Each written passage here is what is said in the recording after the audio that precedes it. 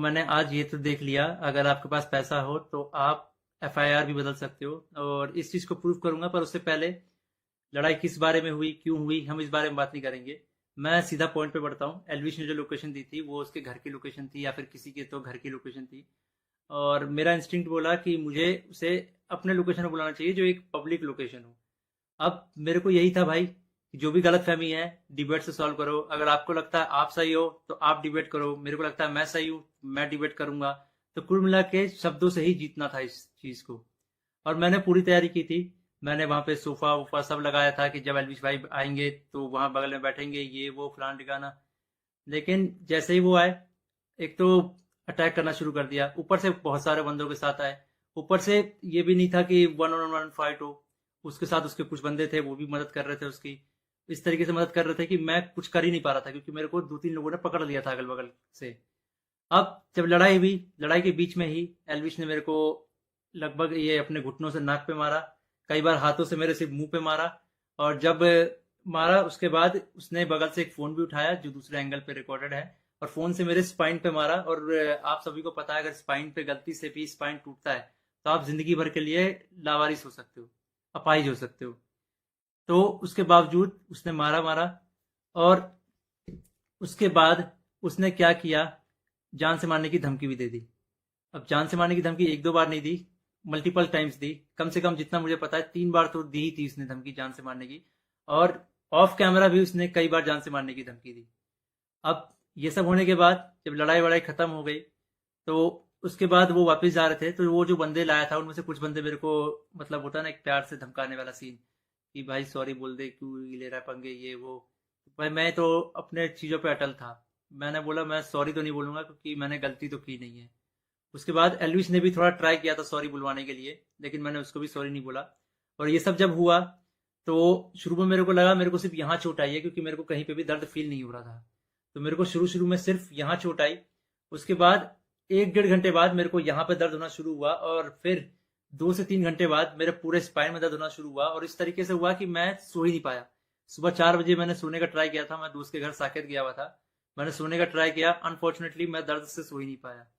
उसके बाद हम जब दर्द हो रहा था तो हम गए वहां पे मैक्स हॉस्पिटल साकेत के, मेडिकल निकलवाने। तो उन्होंने मना कर दिया, विदाउट एफआईआर नहीं होगा।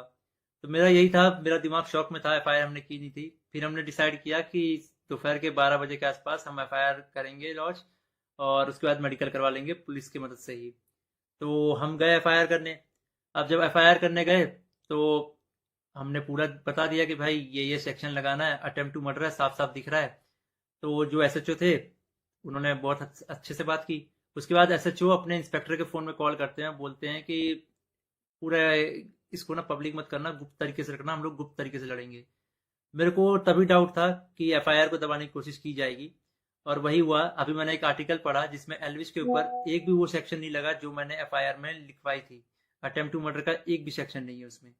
तो कुल मिला के मैं क्या समझू, अगर आपके पास पैसा हो तो आप एफआईआर भी बदल सकते हो। मतलब हरियाणा में इस तरीके से गुंडागर्दी चल रही है कि एक बंदा आता है, मारता है, और उसके खिलाफ कोई एक्शन नहीं होता, उसको पुलिस पकड़ के लेके नहीं जाती। यहाँ पे इस बात को 24 घंटे हो चुके हैं, और वो बंदा अभी हंस रहा होगा कि उसको कोई पकड़ के नहीं ले गया, उसको फर्क ही नहीं पड़ा होगा। मैं हरियाणा के सीएम खट्टर जी से रिक्वेस्ट करना चाहूंगा कि इस गुंडे अलविश यादव को अरेस्ट करवाओ। इसका बैकग्राउंड बहुत खराब है, जिस तरीके से ये यूथ को इंस्पायर कर रहा है, वायलेंस को प्रमोट कर रहा है, उससे साफ साफ पता लग रहा है यूथ बहुत गलत वे में मोटिवेट हो रही है इससे, और ये चीज बहुत ही खराब है।